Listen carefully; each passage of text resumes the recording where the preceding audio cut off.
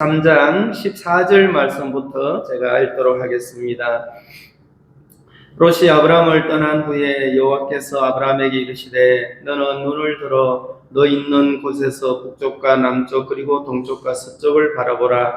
보이는 땅을 내가 너와 내 자손에게 주리니 영원히 이르리라. 내가 네 자손이 땅의 티끌같이 하리니 사람이 땅의 티끌을 능히 셀 수 있을진데 내 자손도 세리라.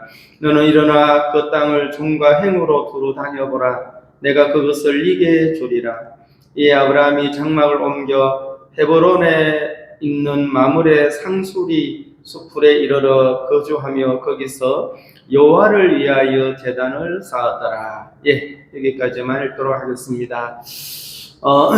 지난주에 이 말씀을 읽고 이 부분에 대해서는 전혀 우리가 이야기를 나누지를 못했습니다. 우리가 성경을 읽어보면 예레미야 17장 9절에 만물보다 거짓되고 심히 부패한 것은 마음이라 이를 누가 알리요 그랬어요. 만물보다 심히 부패하고 거짓된 것이 사람의 마음이라고 예레미야는 봤습니다. 그런데 개인도 개인의 마음을 잘 몰라요. 그러니까 이게 이제 내 몸이고 내 생각이고 내 마음이라고 해도 부패라는 건 잘 아시죠? 썩었다. 만물보다 거짓되다. 무엇이? 인간의 마음이. 이것을 수용하기가 참 쉽지 않더라고요. 왜냐하면 권성징악, 사람에게는 때로 선한 행동을 하는 사람도 봐야 안 봐요. 그래서 세상 사람들은 그를 의인이라고 칭하고 우리도 그러죠. 타인을 위하여 자기 목숨을 간혹 그렇게 던지는 사람들을 우리가 볼 수 있죠. 그런 사람들을 칭하여 진짜 이 시대의 의인이다, 참 좋은 사람이라고 하는데 성경의 기준은, 하나님의 관점은 그가 그럴지라도 그 마음은 거짓되고 심히 부패하다 이렇게 선을 그었습니다. 그 말은 인간이 아무리 노력하고 아무리 애를 쓸지라도 자기가 자기를 주관할 수 없다 이 말입니다. 자기가 원하는 길로 걸을 수 없다 이 말이에요. 그것을 로마서 7장에서 사도 바울이 원함은 내게 있으나 선을 행하는 것은 없노라 그렇게 얘기를 했습니다.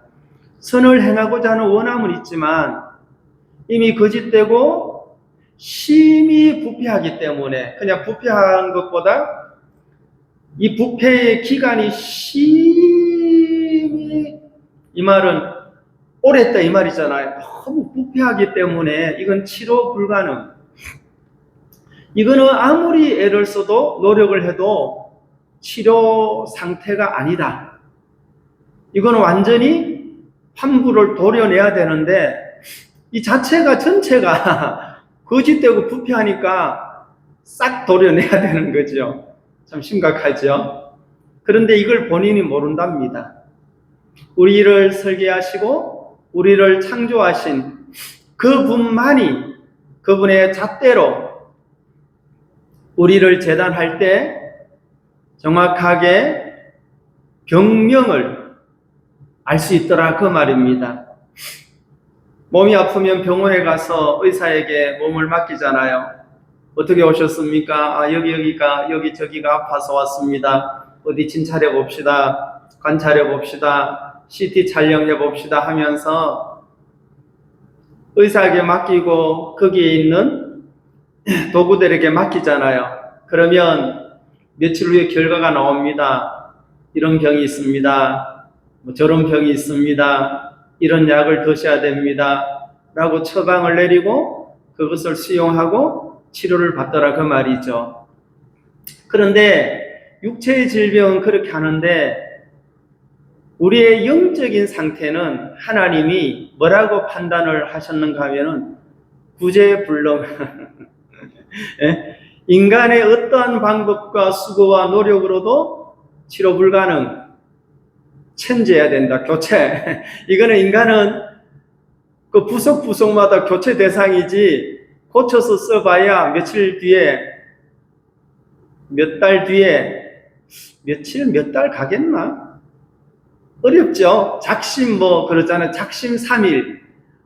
지금 2025년 12월 이제 다 갔죠. 거의. 이제 좀 있으면 크리스마스 며칠 있으면 2026년이 다가오는데 새해 때 많은 사람들이 정동진, 강원도 그 떠오르는 첫 해를 바라보면 소원을 빌어요, 안 빌어요?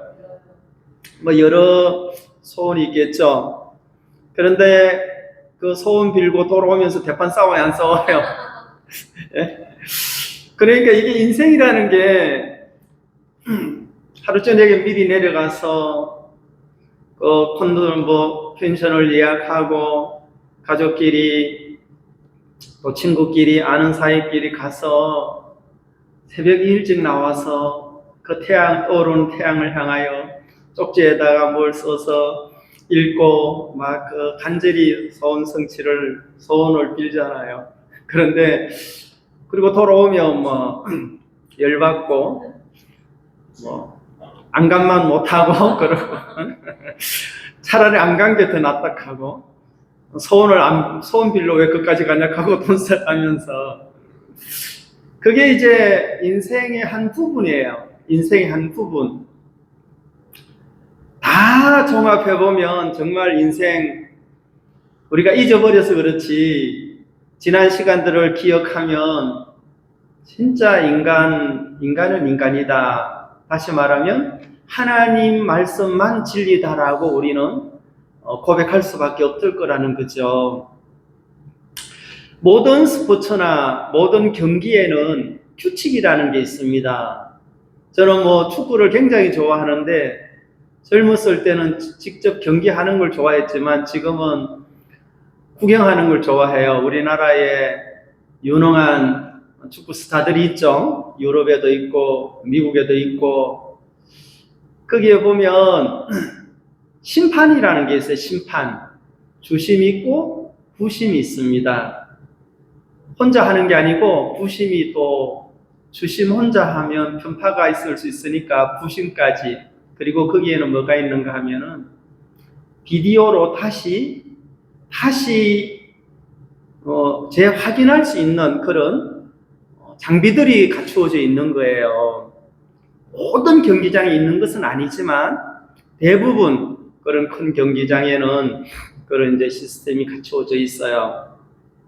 그러면 이제 왜 심판이 필요한가, 왜 주심과 부심이 필요한가 하면 이 경기의 질서를 유지하기 위해서라는 거죠. 이 심판자가 없다면 이 경기는 진짜 엉망이 될 것입니다. 보는 사람도 불편하고 경기하는 사람도 굉장히 불편할 거라는 거죠. 언제 심판자가 개입을 하는가 하면 규칙을 깨트리면 그 규칙을 깨트릴 순간 옐로 카드를 내밀죠. 상대방 선수를 심하게 공격한다든가 공을 빼앗고 공을 차야 되는데 상대방 선수를 친다든가 발로 차면 약하면 옐로 카드 첫 번 경고 다시 그렇게 또 상처를 입히면 레드 카드 퇴장입니다. 2번 하면 퇴장이에요. 퇴장. 그 사람은 그 경기에 이제 다시 들어올 수 없는 거죠. 그 심판관은 이 경기를 아주 아름답게 하기 위해서 반드시 그런 판단을 내려야 된다는 것이죠. 그럼 그 심판관이 잘못된 게 아니고 심판을 잘못한 게 아니라 그 심판관이 하는 그것을 받아들인다면 경기를 아름답게 할 수 있겠어요? 없겠어요? 아름답게 할 수 있단 말입니다. 그런 규칙과 그런 규율이 있다는 거예요. 우리 인생 속에도 내 인생에 규칙이 있어야 돼요. 내 인생에 그 규칙이 없다면 때로는 확 무너질 수가 있다는 거죠. 이 세상에 법이라는 게 있습니까? 없습니까? 왜 법이 존재해야 되는가 하면 상호간의 질서를 유지하기 위해서잖아요. 만약에 법이 없다면 누가 왕노릇 하겠습니까? 힘센 사람? 뭐 진짜 탄식할 일이 많겠죠. 그나마 법이라는 제도가 그런 제도를 통하여 질서를 유지하게 하더라. 그래서 모든 경기장에 보면 씨름하는데도 심판이 있어요, 없어요? 축구 경기장에는요, 경마장에는 그 다 규칙이 있어요. 에? 그러니까 이런 규칙을 무시하면 뭘 받죠? 카드, 옐로 카드, 더 심하면 레드 카드를 받는단 말입니다. 그러면 우리가 성경을 통하여 만물보다 거짓되고 심히 부패한 것은 마음이라. 누가 능히 이를 알려마는 나 요한은 심장을 살피고 폐부를 시험하여 각각 그 행위와 행실대로 옹하나니, 그렇게 얘기를 했습니다. 예레미야 17장 9절 10절에. 그러니까 우리를 창조한 창조주가 우리를 보니까, 인생을 보니까 고칠 상태가 아니다. 이거는 불가능하다. 고쳐서 쓸 수 있는 그런 상태가 아니다. 이미 지났다 이 말이에요. 그래서 오직 예수 그리스도로 말미암아 하늘의 것으로 덧입게 하나님이 다시 하신 거예요. 그것을 자기의 사랑을 확정했다. 독생자를 희생시켜서 이런 인생들을 구원하기 위하여 희생 제물로 주셨다. 이제 이게 하나님의 마음이거든요. 오늘 우리가 욥기가 창세기 롯과 아브라함에 대한 이야기를 나누려고 합니다. 여러분, 하란, 지금 투르키에, 옛날엔 터키라고 했습니다. 그 지역을 말합니다. 그 하란에서 그들은 같이 출발을 했습니다. 아브라함은 하나님의 말씀을 따라 출발했고, 롯은 삼촌인 아브라함을 따라 고향을 떠났습니다. 그들이 고향을 떠나서 하나님의 인도를 받아가는 동안 그들에게도 두려움이 있었고, 배고픔이 있었고, 어려움이 있었고, 문제라고 하는 문제들이 그들 삶 속에 드러나기를 시작했죠. 아브라함도 연약한 육체를 가졌고 롯도 연약한 육체를 가졌는데, 이제 오늘 읽었던 이 내용에는 함께 동거할 수 없는 그런 상태까지 이르렀습니다. 그 동거가 불가능했던 이유는 소유 때문이었어요. 때로는 너무 가난해도, 너무 찢어질 정도로 가난해도 부부간에 또 갈등도 생겨요, 안 생겨요? 뭐 당신 믿고 이렇게 미래를 계획했는데 돈도 못 벌어오고 생활 능력도 없고 이 무능력하고 뭐 그렇게 얘기할 때도 있잖아요. 도저히 못 살겠다. 내가 너무 사랑하기 때문에 당신을 헤어져야 된다. 뭐 그런 얘기도 하잖아요. 사랑하기 때문에 내가 당신을 놓아야 된다. 뭐 그렇게 얘기를 하는데, 그 말이 맞는지는 틀린지는 모르겠습니다만, 여하튼 사랑해서 어떤 사람은 보내주기도 하겠죠. 예? 그 사람을 위해서. 그래서 롯과 아브라함은 지금 소유가 너무너무 많아졌습니다. 우리가 이 정도 되면 하나님 너무 감사합니다. 우리는 두려워서 애굽에 가서 내 아내를 누이라고 하고 그것 때문에 애굽 왕이 내 아내 사례를 데리고 들어가고 나는 막 겁이 나서 그랬지만 하나님은 그것 때문에 나를 구하게 하시고 롯과 아브라함이 도리어 그런 이야기를 나눌 수 있죠. 참 하나님 우리를 지켜주시고 범사의 여호와께서 우리와 함께 하신다. 이거는 싹 빠져버리고 롯이 아브라함과 지내면서 이제 소유가 너무너무 많이 늘었으니 그 땅에 목축하기가 이제 땅이 좀 좁은 거죠. 그리고 롯의 목자가 있고 아브라함의 목자가 있는데 목자들끼리 막 충동이 일어나는 거예요. 예, 싸움이 일어난단 말입니다. 질서라는 게 있죠. 질서. 가정에도 질서라는 게 있습니다. 이 질서가 무너지게 되면 본인 마음을 본인이 어떻게 할 수가 없어요, 여러분. 마지노선이라는 게 있어요, 사람에게. 우리가 이 하나님을 믿는다. 전 세계에 뭐 지금 80억이라 하는데 하나님을 믿는 사람은 다는 아니잖아요. 여러분, 하나님을 믿었다는 것은 특별한 은혜를 입었어요, 안 입었어요? 특별한 은혜를 입었습니다, 우리가. 다른 사람보다 뛰어나서 하나님을 믿은 게 아니고 다른 사람보다 의롭기 때문에 하나님 우리를 선택한 것이 아니고 우리는 아무런 길이 없을 때 죄 때문에 인생의 고난 때문에 등등 여러 가지 사연이 있었죠. 내 스스로 이 세상을 헤쳐나가기가 너무 버겁고 무게가 너무 심하고 주저앉고 싶고 인생의 그 무게가 나를 짓눌러서 어디에 가서 좀 이 보호를 받고 도피처를 찾아봐도 이 세상 어느 구석에도 진정한 도피처가 없었더라는 거죠. 부모를 바라봐도 상황을 봐도 그래서 찾은 도피처가 예수 그리스도라는 것입니다. 우리가 먼저 하나님을 사랑한 것이 아니고 하나님은 우리를 먼저 사랑하셨죠. 이 예수 그리스도 도피처 안에서 산 지가 어떤 사람은 뭐 몇 년, 10년, 20년, 평생도 될 텐데 이 보호 아래서 사는 동안 우리는 여러 번 흔들리고 우리의 생각은 변했지만 하나님은 변하지 않더라 그 말입니다. 진리는 변해요, 안 변해요?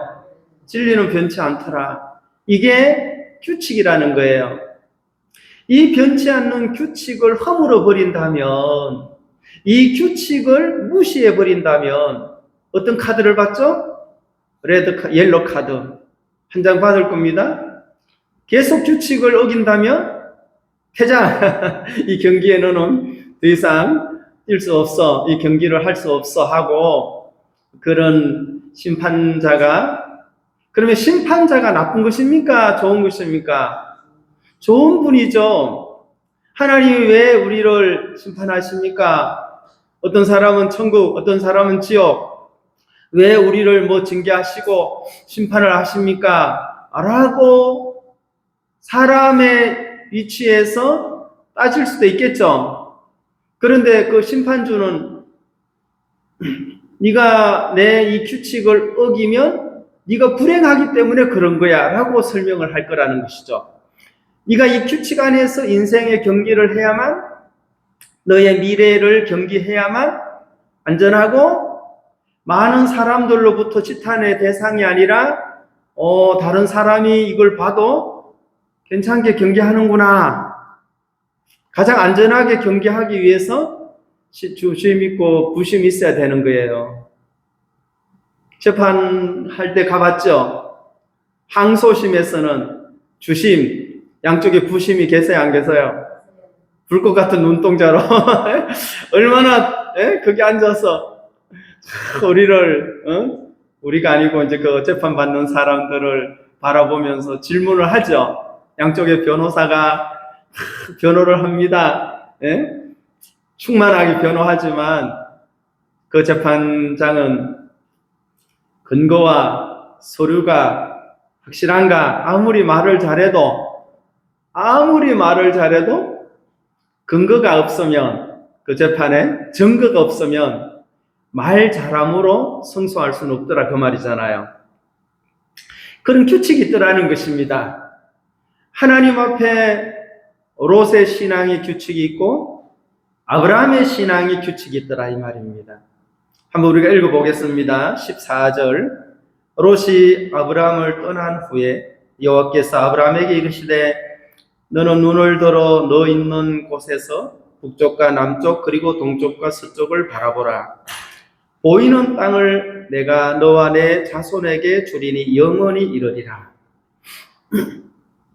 지금 이 상황이 조금 전에 그 조카의 소유와 조카의 목자와 지금 헤어졌어, 안 헤어졌어요? 헤어졌죠?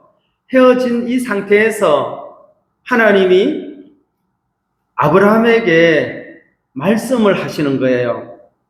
너는 눈을 들어서, 얘는 북쪽, 남쪽 했는데, 우리는 동서남북 이럽시다, 쉽게. 동서남북을 바라봐라.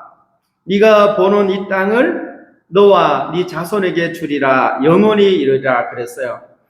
지금 아브라함은 자식이 있어요, 없어요? 지금 아직 자식이 없죠? 그 아내가 자식을 안 낳았단 말입니다. 그런데 하나님은 여러 번 이 말씀을 하시는 거예요. 아브라함의 상황은 나이는 점점 들어가고 자식을 낳을 수 있는 상태는 점점 멀어지잖아요. 하나님은 약속하시지만 네 아내 사라가 자식을 낳는다. 그 다음에 또 얘기를 해요. 여기만 아니고. 하나님은 끊임없이 반복해서 아브라함에게 새겨주기를 원하고 있는 거예요. 이걸 보면. 그런데 아브라함의 상황은 반복할수록 점점 불가능해지는 거죠. 그래요, 안 그래요? 그러니까 하나님의 약속과 아브라함의 상황, 아브라함의 상태를 보면 이 약속은 도저히 믿을 수 있는 근거가 없는 것 같죠? 왜냐하면 젊을 때 자식을 낳아야지 나이는 점점 들어가고, 그리고 또 여기 더 재미있는 말씀이 16절이에요. 내가 네 자손이 땅에 티끌같이 하리니 사람이 땅에 티끌을 능히 셀 수 있을진데 네 자손도 세리라. 여러분, 하나님이 아브라함에게 네 자손이 땅에 티끌같이 하리니 사람이 땅에 티끌을 셀 수 있을진데, 티끌 뭔지 셀 수 있어요, 없어요? 근데 여기는 센다는 거예요. 반어법이죠. 수사법, 반어법, 수사법. 이 반어법이라는 것은 더 강조하기 위함이라는 거죠. 지금 네가 보는 것은 자식도 없지. 네가 볼 때는 조카와 헤어졌지. 떠났지. 점점 수가 줄어야 안 줄어요. 그러니까 참 저도 이 말씀을 여러 번 읽으면서 또 생각하면서 상황이 불어나면, 수가 점점 늘어나면 하나님 약속이 조금씩 이루어져 가는구나 라고 믿을 수 있죠. 그런데 있던 것마저 떠나면 어떻게 돼요? 왜 웃으세요? 있던 것마저 떠나고 그것도 싸워가지고 네가 좌하면 나는 우하고 네가 우하면 내가 좌하리라. 아브라함과 롯이 완전히 이제는 영원히 만나지 않는다. 좌우는 이게 극과 극이잖아요. 예? 네가 동하면 나는 서하고. 그렇게 참 사이가 멀어졌는데 하나님 나타나서 야, 땅에 티끌을 셀 수 있는데 한번 세봐라. 어떻게 세요? 셀 수 없다 이 말입니다. 그 정도로 네 자손을 셀 수 없을 정도로 많게 한다. 나도 웃었죠. 여러분도 웃을 겁니다. 이거 보면. 이 교회에 다 웃잖아요. 셀 수 없을 정도로, 예? 그러면 뭐라 합니까? 갔던 사람이나 보내주이소. 지금 있는 사람이 제대로 잘 나오게 하이소. 제가 제일 먼저 그러죠. 예, 그리와 상관없이 제발 좀 보내주이소, 뭐, 이런 하나님 마음대. 예? 뭐, 그래, 제발 뭐, 그런 안 해도, 하나님 뭐, 하나님 능력이 많으신다면서요. 뭐, 어떤 방법 써가지고, 아이고, 이 교회 안 나오면 안 되겠구나, 하고 뭐, 그런 식으로 해서라도. 그런데 지금 상황이 싸우고, 다투고, 헤어졌단 말입니다. 왜 하나님 그때 얘기를 하시는가? 그리고 이런 걸 억장이라 합니까? 야, 먼저 한번 세알아봐라. 아브라함이 속으로, 아니, 하나님 말 같은 소리를 하셔야죠. 그래 놓고는 네 자손도 이와 같으리라. 네 자손을 셀 수 없을 정도로 많게 한다 이 말이잖아요. 뭔지를 어떻게 세요? 그래서 반어법이라고 하는데 이런 것을 강조하기 위해서 나는 이렇게 하겠다. 우리 집에 먹을 것이 없는데 앞으로 나를 큰 부자로 만들겠다. 그거나 뭐 다를 거 없죠. 지금 내가 몸이 이렇게 너무 안 좋은데 너를 아주 막 건강한 사람으로 만들겠다. 한번 대입시켜 보세요. 내가 이걸 읽으면서 참 하나님이 야 진짜 하나님이니까 이렇게 하시는구나. 하나님 아니면 어떻게 이런 말씀을 하실까? 17절 봅시다. 너는 일어나 그 땅을 종과 행으로 두루 다녀보라. 내가 그것을 네게 주리라 그랬어요. 아까는 이제 동서남북 보이는 땅을 다 준다 했잖아요. 그 다음에는 뭐라 했어요? 종과 행으로 그 땅을 다녀보래요. 여러분 막 다녀야 안 다녀요? 전도하러. 이리 다녀보고 저리 다녀보고 이 사람 만나보고 저 사람 만나보고 막 예수를 믿으세요. 믿어보는 게 참 좋더라고요. 하고는 구원 받으세요. 구원받니 10원 받겠다 하고 그런 사람 있을 것이고 그러니까 막 종과 행으로 다녀야 안 다녀요? 종과 행으로 다니고 내가 그것을 네게 다 준대요. 하나님 아브라함에게. 아니 지금 자식도 없는 판에 땅을 준대, 땅을. 왜냐하면 얼마나 이 말씀은 내가 웃었는지. 아니 지금 뭐가 있어야지 땅이 필요하지. 사람이 있어야지 건물도 필요하고 땅이 필요한 거 아니겠어요. 그럼 뭐부터 줘야 돼요? 사람부터 지금 줘야 되고 자식부터 줘서 빨리 이렇게 생산해서 가족의 수가 늘어나야 되는데 있던 것도 떠나버리고 싸워가지고 줄어들고 있는 판에 야 지금 땅부터 터부터 잡아라. 종과 행으로 다니래요. 그러면 신앙이 안 된 사람 같으면 뛰어다닐 겁니다. 땅이라도 차고는 이제 막 이렇게 여호와께서 내게 주셨다고 뭡니까? 표시할 만한 것을 들고는 여기까지 다 하고는 여기서 여기까지 막 100km 동서남북으로 막 100km 다 내 땅이다. 그럴 수 있죠. 근데 아브라함은 그러지 않았어요. 나는 왜 아브라함이 그러지 않았는가? 그게 잘 이해가 안 됐어요. 이해가 잘 안 되겠죠, 여러분? 아브라함이 말씀을 따라 떠났으니까. 말씀을 따라 떠나는 사람은 이해가 되지만, 말씀을 따라가지 않는 사람들 이런 상황들이 정말 이해가 잘 안 되는 거예요. 이게 뭔가 하면 하나님 우리에게 주신 규칙이란 말은 규칙. 신앙의 규칙이 있어요. 성경 창세기 1장은 뭐라고 우리를 표현했습니까? 땅이 온돈하고 공허하며 흑암이 깊음이 있고 하나님의 신은 수면에 운행하시느니라 그랬습니다. 하나님이 태초에 천지를 창조하시니라. 1절 창세기 1장 1절 2절에는 땅이 혼돈하고 공허하며 흑암이 깊음이 있고 그 땅은 우리를 가리키는 겁니다. 이 땅을 말하는 게 아니에요. 우리의 마음이 혼돈하고 공허하고 어둠 속에 있더라. 어떻게 이 혼돈과 공허와 이 상황을 질서로 바꿀 수 있는가? 그 어둠의 세계를 빛으로 바꾸고 혼돈을 질서로 만들 수 있는가? 땅 스스로는 절대로 불가능한 거예요. 어떻게 땅이 혼돈하고 공허하고 흑암 깊음이 있는데 어떻게 이걸 바꿀 수 있어요? 이건 새로운 것이 들어와야 된다는 것입니다. 그걸 빛이라고 했습니다. 생명의 빛. 그 어두움에 빛이 오면 어두움은 물러가게 되고 빛이 들어가면 혼돈은 질서로 잡히게 되더라 이 말이죠. 그것은 하나님이 그렇게 하시더라 그 말입니다. 그러니까 우리가 해야 할 것이 있다면 뭡니까? 받아들이는 것이다. 예? 우리가 할 수 있는 대단한 능력은 아멘하고 받고 순종하는 거예요. 그 순종 속에 신비한 역사가 일어나게 돼 있더라 그 말입니다.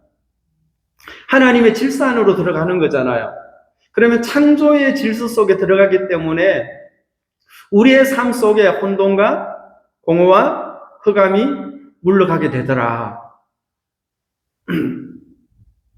혼돈, 뭐 어느 방향도 없는데 이게 질서가 되더라. 그러니까 우리가 질서에 있는 삶을 유지하려면 하나님의 세계를 받아들이지 않고는 불가능하다 그 말입니다.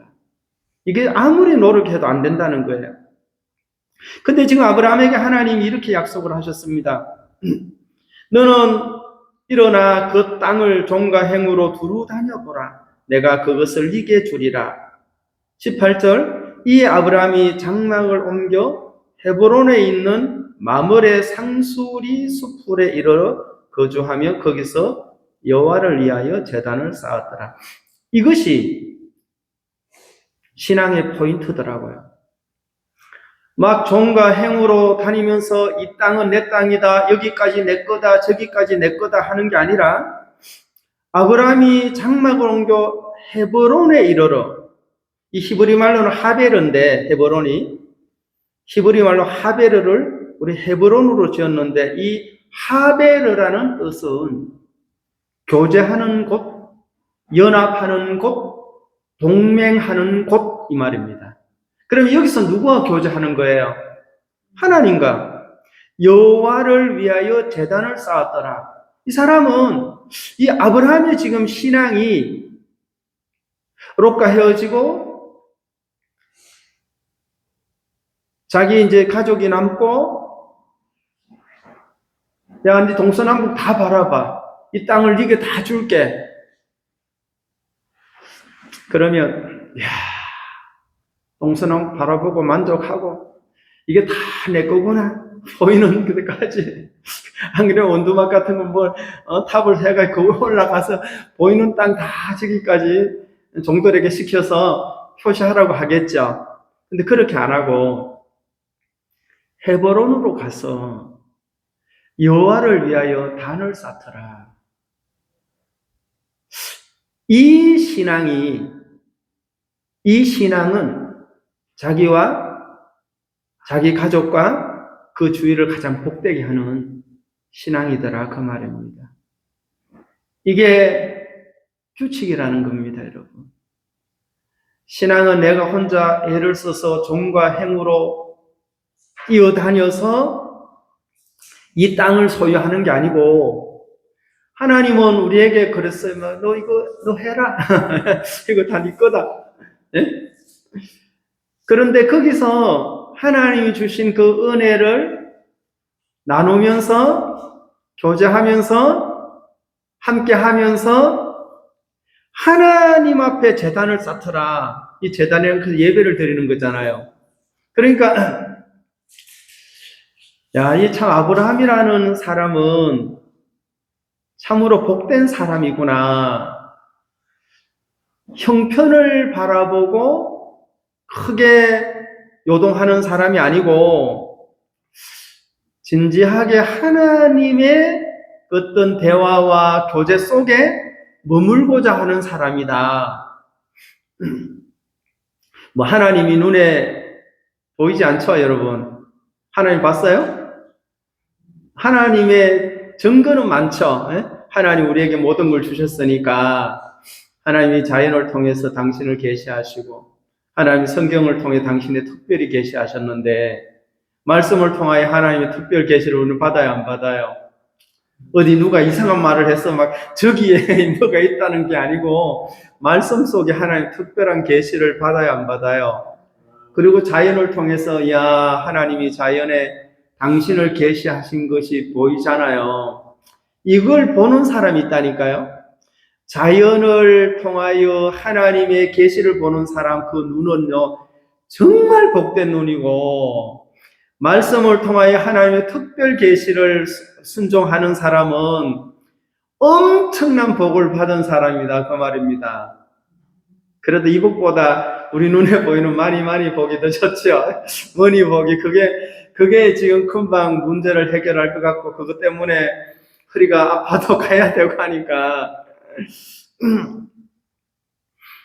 아브라함은 참,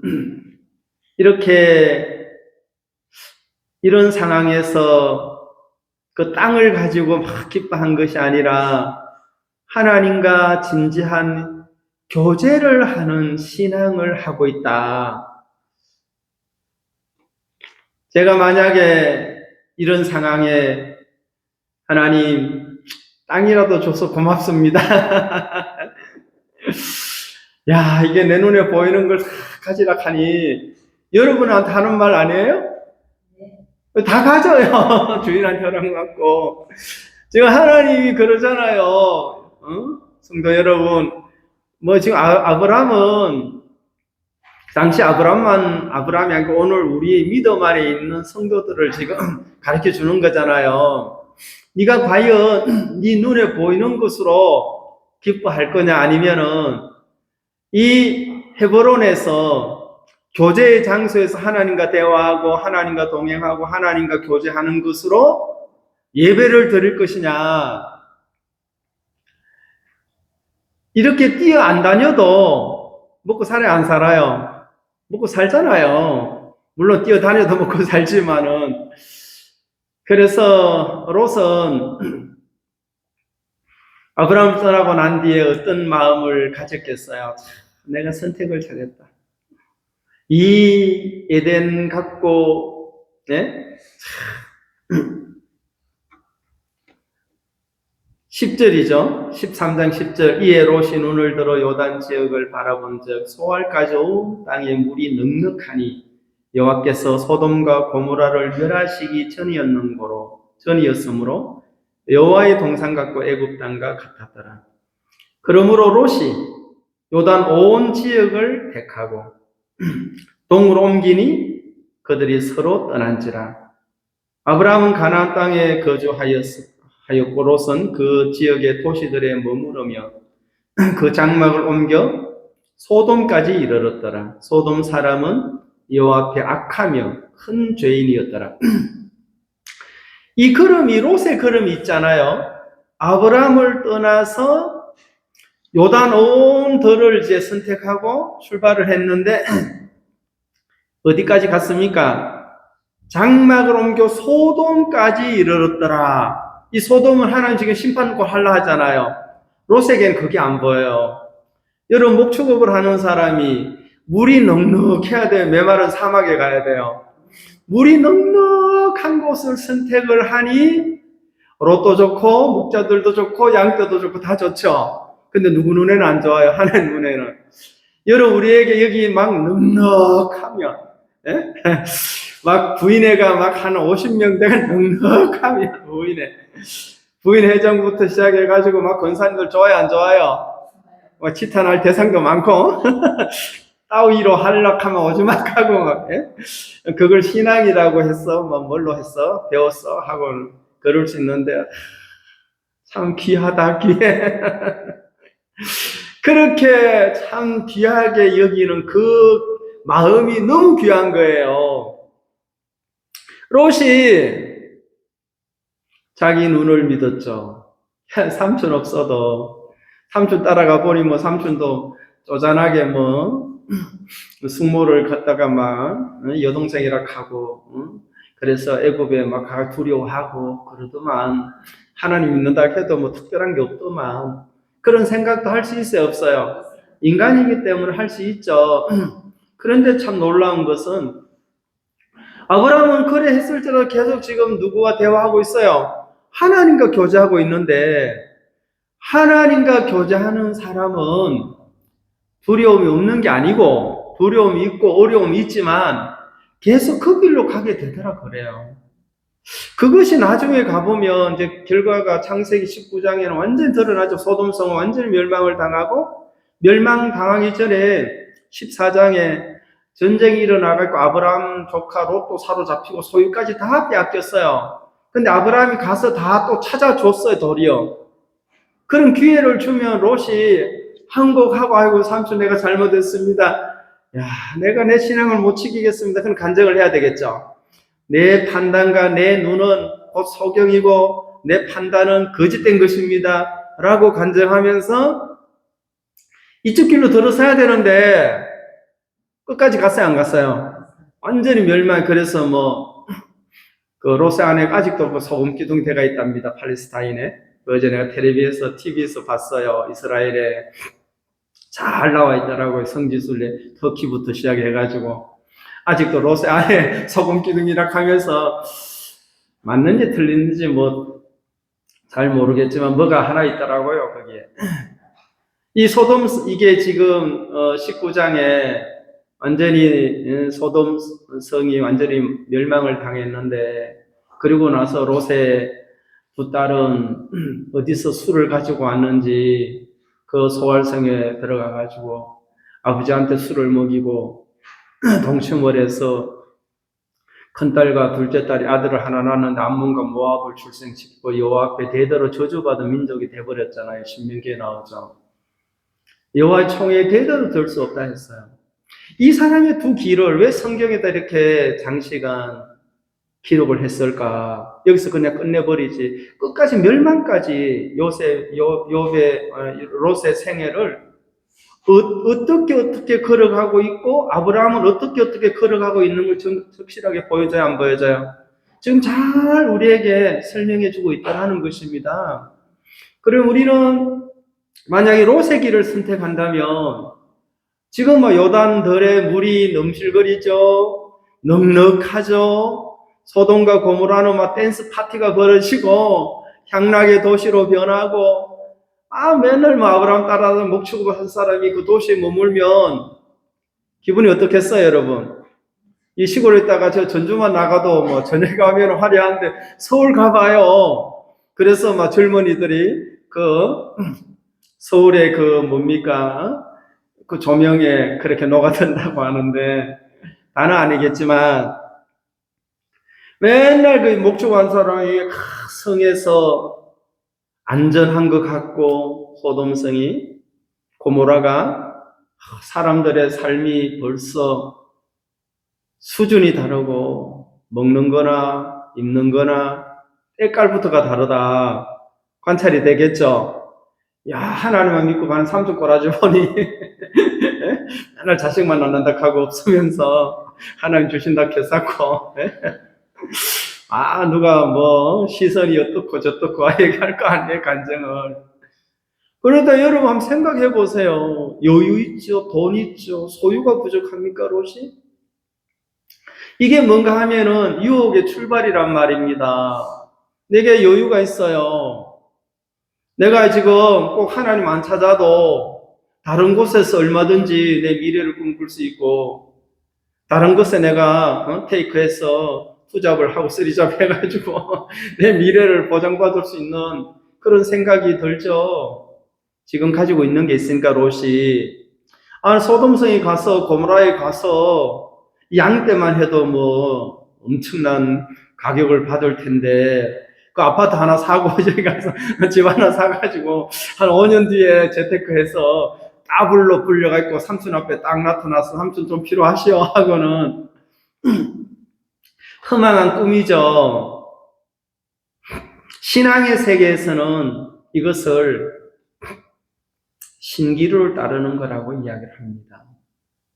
신기루 아시죠, 여러분? 오아시스를 만나야 되는데 사막에서 자기 눈을 믿고 자기 판단을 따라가는 이 사람, 하나님 지금 소돔 사람 요 앞에 악하며 큰 죄인이었다.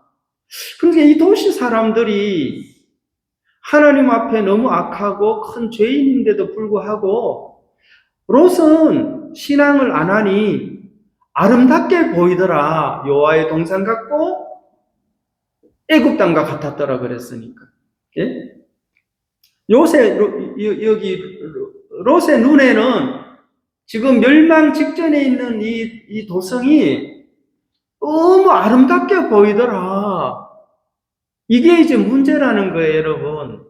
이거는 멸망의 성의로 보여야 되는데 롯은 아름답게 보이게 했던 이것이 지금 자기에게 뭔가를 가지고 있더라 이 말이에요. 사람들은 이런 어떤 실체를 잘 모르면 지금 내가 가지고 있는 것이 나를 굉장히 보호해주고 보장받을 것 같은데 그렇지 않는 거예요, 여러분. 결국 우리의 보호자는 하나님이 되어야 되고 진리가 우리를 지켜줘야만 우리는 가장 안전한 곳에서 안전한 길을 걸을 수가 있을 거라는 것입니다. 그리고 우리에게 좀 어려움은 또 다른 사람에게 유익을 주기 위한 어려움도 될 수 있죠. 어려움 자체가 어려움이 될 수 있지만 꼭 어려움이 나쁘다는 것은 아니라는 거예요. 하나님은 합력하여 선을 이루기 때문에 내가 진리의 통로자로서 하나님의 부르심을 받았다면 내가 진리를 증거하는 그런 대사로 사명을 받았다면 이런 형편들은 도리어 우리를 복되게 할 수 있다 그 말이잖아요. 근데 롯은 그렇지를 못하는 거예요. 옮겨가더라 장막을. 그러니까 사람들이 있잖아요 여러분, 바로 막 마약을 하거나 이렇게 하는 게 아니에요. 한 걸음 한 걸음 한 걸음이 중독자로 만들죠. 그래 안 그래요? 그게 우리 주위에 많이 보잖아요.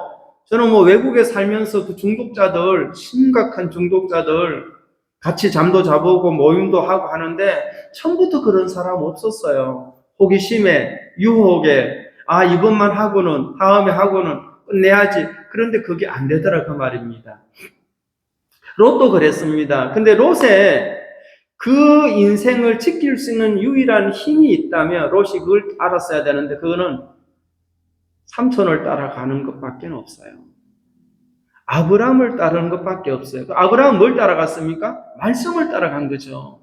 우리는 그러면 뭘 따라가야 됩니까? 하나님의 말씀을 우리는 따르는 것이, 지금 볼 때는 이제 반대 방향 왔으니까 아브라함은 산지로 갔죠. 여기는 이제 소돔성이니까 반대 방향 갔으니까 얼마나 험난하고 고난스럽게 보이고 물도 넉넉지 못하고 목축업을 하는데 아브라함의 길은 도리어 어려워 보이고 롯은 너무 선택을 잘한 것 같고 롯이 가는 길은 평탄한 길 같고 앞으로 부유함이 기다려 있고 미래가 막 보장이 되는 것 같고 이제 소돔과 고모라 사람들하고 파티도 열고 좋아요 안 좋아요? 파티하고 막 그러면 얼마나 신이 나겠어요. 뭐 고모라의 댄서 소돔의 댄스 해가지고 그 댄스장에 가가지고 댄스를 배우는지 모르겠지만 여하튼 그렇게 타락한 도시 사람이란 말입니다. 그런데 롯에는 안타깝게도 우리도 이 시대를 분별할 수 있는 시력을 상실한다면 이 시대가 울리는 경고를 우리 귀가 망각한다면 우리는 내가 가는 이 길이 옳다라고 주장할 수밖에 없을 거라는 거죠. 하나님의 말씀만이 우리를 가장 안전하게 이끌어 간다는 것을 우리는 다시 한번 새겨야 할 것입니다. 하나님의 말씀을 배반하고 하나님의 말씀을 등지고 잘 돼 가는 것 같은 게 이 길이라면 소돔과 고모라라면 우리는 지금 다시 한번 신앙을 하는 것이 너무 복이다라고 고백할 수밖에 없을 거라는 거죠. 아멘이 잘 안 되세요? 네? 정말입니다, 여러분. 내 마음을 지켜줄 수 있는 것은 말씀입니다. 내 걸음을 지켜줄 수 있는 게 말씀입니다. 사람은 약해요. 여러분, 그가 체격이 아무리 좋아도 사람은 다 약해요. 약한 존재이기 때문에 우리는 공동체에서 벗어난다면 정말 약하단 말입니다. 그러면 교회라는 조직, 이 교회는 건물이 아니라고 했죠. 그리스도가 머리가 돼서 지체로 활동할 수 있는 이 모임, 이 회중을 교회라고 하는데 이 교회를 통하여 하나님은 당신의 뜻만 나타내는 것이 아니라 개개인을 안전한 삶으로 지도하고 인도한다 그 말입니다. 그래서 롯은 안타깝게도 이것을 감각하지 못하는 거예요. 끊임없이 자기의 판단, 자기의 생각을 따르지, 이쪽을 한번 넘어가야겠다. 삼촌이 따랐던 하나님의 말씀을 내가 따라하겠다라고 했다면 이런 수치스러운 조상이 될 수 없었죠. 예, 이렇게 수치스러운 여호와의 총회에 대대로 들어오지 못하리라. 암몬과 모압의 자손들, 이 롯의 조상이거든요. 롯의 두 딸로 말미암아 번진 민족이 암몬과 모압이었습니다. 모두 알죠. 암몬 모압 하면은 저주의 자식들, 저주의 조상, 저주받은 민족. 왜 저주받았대? 이게 나오잖아요, 여기서. 그랬으면 차라리 자기 판단을 따르지 않고 하나님의 말씀을 따르고 순종했다면 그가 저주받은 민족의 조상이 되는 것이 아니라 아브라함의 복을 나눌 수 있는 그런 조상도 될 수 있을 거라는 것입니다.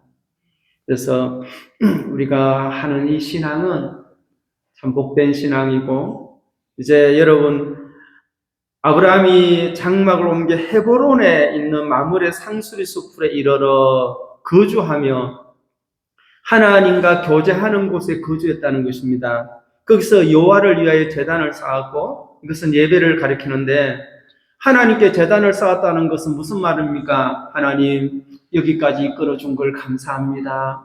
앞으로도 하나님의 인도를 받기 위해서는 내 판단을 믿지 않고 내 감각을 따르지 않고 하나님 말씀하시는 그 말씀에 내가 순종하는 삶을 살겠습니다 라고 예배 드린 거 아니에요?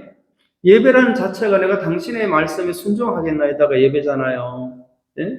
내 생각대로 살겠나이다. 그게 예배가 아니고, 주님, 당신은 나의 주인이시니 당신의 뜻에 합당한 삶을 살 수 있도록 나를 훈계하시고 나를 권고하시고 나를 지도하여 주옵소서. 이게 예배잖아요. 왜냐하면 그 길이 옳은 길이고 그 길이 맞는 길이기 때문에. 그래서 아브라함은 연약하고 부족하고 지금 볼 때는 자식을 생산하지 못하는 것 같지만 다 출생했어요, 안 했어요? 출산을 해서 티끌을 셀 수 있나 봐라. 티끌을 어떻게 세요? 그렇게 셀 수 없을 정도로 네 자손이 이 땅에 많게 하리라. 그래서 네 보는 땅 다 네 거다. 여러분 겁니다. 여러분 보시는 거 다 가지시고 하나님 앞에 감사하시며 신앙생활을 하시기를 바랍니다. 제가 기도드리고 마치겠습니다. 하나님 아버지 감사합니다. 우리가 롯과 아브라함을 통하여 어느 길을 선택해야 할지 하나님께서 우리에게 설명해 주신 걸 감사합니다. 롯이 아브라함을 떠나 요단 온도를 택하고 소돔과 고모라를 향할 때 그의 심정은 아마 즐거웠을 것입니다. 그러나 잠시 뒤에 그 성은 멸망을 받을 수밖에 없고 또 롯은 그곳에서 참 수치를 뿌릴 수밖에 없고 악의 축인 저주의 조상이 되는 것을 우리는 성경을 통하여 읽었습니다. 그러나 아브라함은 하나님 앞에 참 놀라운 삶을 살게 되었고 아브라함과 함께 있는 모든 사람들은 하나님의 은혜를 입고 복을 받는 것을 봅니다.